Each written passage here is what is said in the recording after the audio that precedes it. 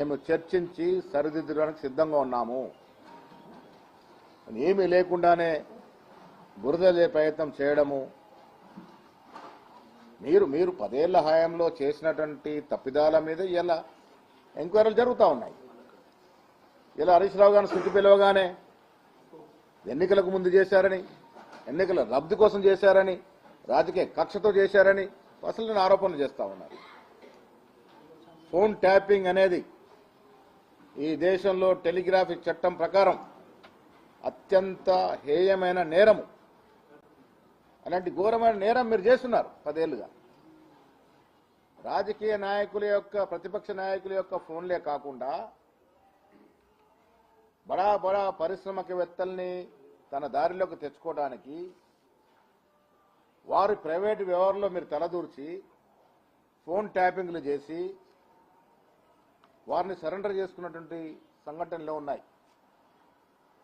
సినీ తారలు వారి వ్యక్తిగత జీవితాల్లో తలదూర్చి మీరు వారి ఫోన్లు ట్యాపింగ్ చేసి వారు వ్యక్తిగతంగా మానవ సంభాషణ రికార్డు చేసి తద్వారా వారిని కూడా ఇబ్బంది పెట్టే ప్రయత్నం చేసినారు. మీ సొంత పార్టీలో మీకు నమ్మకం లేని ఎమ్మెల్యేల మీద కూడా ఫోన్ ట్యాపింగ్ చేసినారు.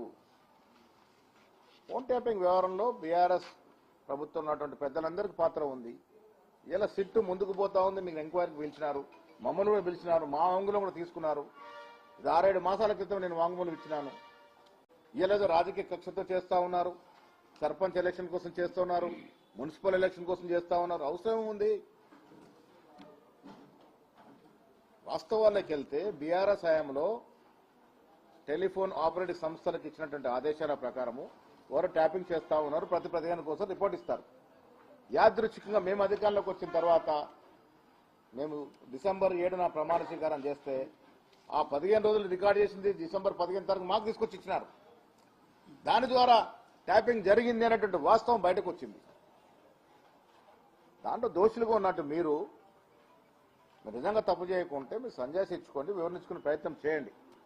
కానీ ప్రతి దాంట్లో రాజకీయ లబ్ధి పొందే ప్రయత్నం ఏదో చేస్తూ ఉన్నారో ఇది మంచిది కాదు. మీకు చిట్టా ఇస్తాను. దీంట్లో సింగరేణి కోలరీస్ అంశంలో జరిగినటువంటి టెండర్లో బీఆర్ఎస్ హయాంలో ఎంత ఎక్సెస్ కోడ్ చేసి కాంట్రాక్టర్ లబ్ధి పొందినారో దీంట్లో మీకు వివరంగా వివరిస్తాము. మీరు చర్చకు రండి. మేము అధికారంలోకి వచ్చి 2 ఏళ్ల సంవత్సరంలో మేమిచ్చిన కాంట్రాక్ట్, మేమిచ్చిన టెండర్లు ఎంత, దాంట్లో ఎంత హైయెస్ట్ కోటింగ్ అయింది, మీకు మాకు ఎంత వ్యత్యాసం ఉంది, ఇవన్నీ కూడా చర్చించుకుందాం. మీరు ఊరికే విమర్శ చేసి తప్పుకుంటాం, పారిపోతామంటే నడవదు. రండి, మేము కూడా వస్తాం, వాస్తవాలంతా మాట్లాడుకుందాం. ఊరికే బురదల్లే ప్రయత్నం చేయకూడదు. సుజన్ రెడ్డి గారి పేరు మీద విమర్శలు చేస్తే సీఎంకి ఏదో అవుతుందని ఒక దురాలోచన మీద. కాంగ్రెస్ పార్టీ అధికారంలోకి వచ్చిన తర్వాత చాలా డిపార్ట్మెంట్స్ లో పారదర్శకత తీసుకొచ్చినటువంటి ఘనత ఈ రాష్ట్ర ముఖ్యమంత్రి గారు. ఎక్కడ కూడా పొరపచలు లేకుండా ప్రభుత్వ ఆదాయానికి మీరు ఏ రకంగా గండి కొట్టారు, ఏ రకంగా నష్టం చేశారు, ప్రభుత్వ ఆస్తులు ఏ రకంగా విధ్వంసం చేశారు, ఆర్థికంగా ఏ రకంగా విధ్వంసం ఉంది రాష్ట్రం, తెలంగాణ ప్రజలకు తెలియంది కాదు. విచ్చలవిడిగా దోపిడీ జరిగింది కాబట్టి మిమ్మల్ని అధికారం కిందికి దించినారు. చాలా జాగ్రత్తగా ప్రజల ఆకాంక్షల ఆశల మేరకు ఈ ప్రభుత్వం నడుస్తూ ఉంది. ఊరికి బరదలితే నడవదు. వాస్తవాలు ఉంటే రండి, మాట్లాడుకుందాం. దేనికైనా సిద్ధమనే మాట ఈ సందర్భంగా మనవి చేస్తా ఉన్నాను. మున్సిపల్ ఎన్నికల్లో కాంగ్రెస్ పార్టీ నిజామాబాద్ లో జెండా ఎగరవేస్తుంది. ఇది రాసి పెట్టుకోండి. ఇవాళ కారణం మేమిస్తున్న సంక్షేమం, మేమిస్తున్నటువంటి అభివృద్ధి.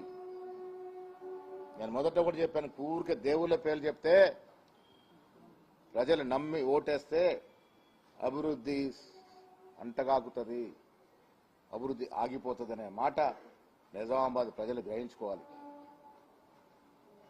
చాలా సందర్భాల్లో చెప్పాను, మళ్ళీ చెప్తా ఉన్నాను.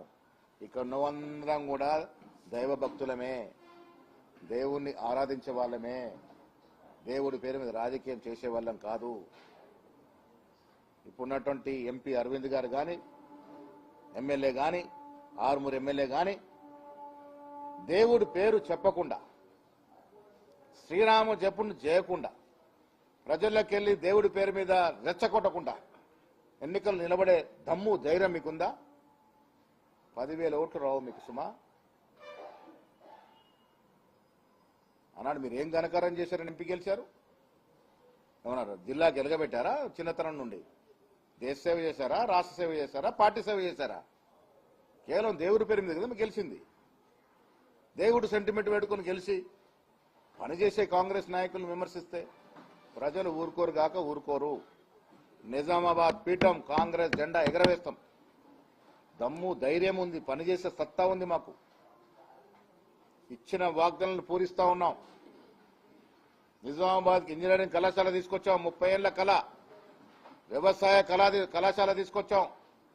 దాదాపు 600 కోట్ల రూపాయల విలువ చేసేటువంటి హ్యామ్ రోడ్లు తీసుకొస్తా ఉన్నాం. రకరకాల గెస్ట్ హౌస్ తీసుకొస్తా ఉన్నాం. ఈ జిల్లాకి యూనివర్సిటీ తెచ్చిన ఘనత కాంగ్రెస్ పార్టీది. రాజశేఖర రెడ్డి గారి హయాంలో తెలంగాణ యూనివర్సిటీ వచ్చింది. బీఆర్ఎస్ కాల హయాంలో ఏదైనా వచ్చిందా? కొన్ని బీఆర్ఎస్ నాయకులు ఇక్కడ గెలిచేమన్నా తెచ్చారా జిల్లాకి? నిజామాబాద్ నగర ప్రజలు ఏమన్నా ఊరికే మోసపోయే ప్రజలా? విఘ్నులు ఆలోచిస్తారు. ఎవరు జిల్లాకి పనిచేస్తున్నారు, ఎవరు సేవ చేస్తా ఉన్నారు అన్ని గ్రహిస్తా ఉన్నారు. ఏం తెచ్చారు మీరు? నిజామాబాద్ జిల్లాకి మెడికల్ కళాశాల తీసుకొచ్చిన ఘనత కాంగ్రెస్ పార్టీది. రాజశేఖర రెడ్డి గారు, రోషా గారు, కిరణ్ కుమార్ రెడ్డి గారు ముఖ్యమంత్రి ఉన్నప్పుడు మెడికల్ కళాశాల వచ్చింది. రాజశేఖర రెడ్డి గారు ముఖ్యమంత్రి ఉన్నప్పుడు తెలంగాణ యూనివర్సిటీ వచ్చింది. ఇలా రేవంత్ రెడ్డి గారు ముఖ్యమంత్రి ఉన్నప్పుడు అగ్రికల్చర్ కళాశాల వచ్చింది, ఇంజనీరింగ్ కళాశాల వచ్చింది, పాలిటెక్ కళాశాల ఆధునీకరించాం. ఏం చేస్తే ఓట్లాడుతారు మీరు? అరే ఇలా బీదవారికి పనిచేస్తుంది కాంగ్రెస్ పార్టీ. సన్న బియ్యం ఒక చరిత్రాత్మక నిర్ణయం. పేదవాడి జీవితం చుట్టూ తిరిగే రేషన్ కార్డులు ఇస్తా ఉన్నాం. అడిగిన ప్రతి పేదవాడికి రేషన్ కార్డు ఇస్తా ఉన్నాం. రుణమాఫీ చేసాం రైతులకి, రైతు భరోసా ఇచ్చాం. ఉచితంగా 200 లోపు కరెంటు కాల్చుకుంటూ ఉచితంగా 0 బిల్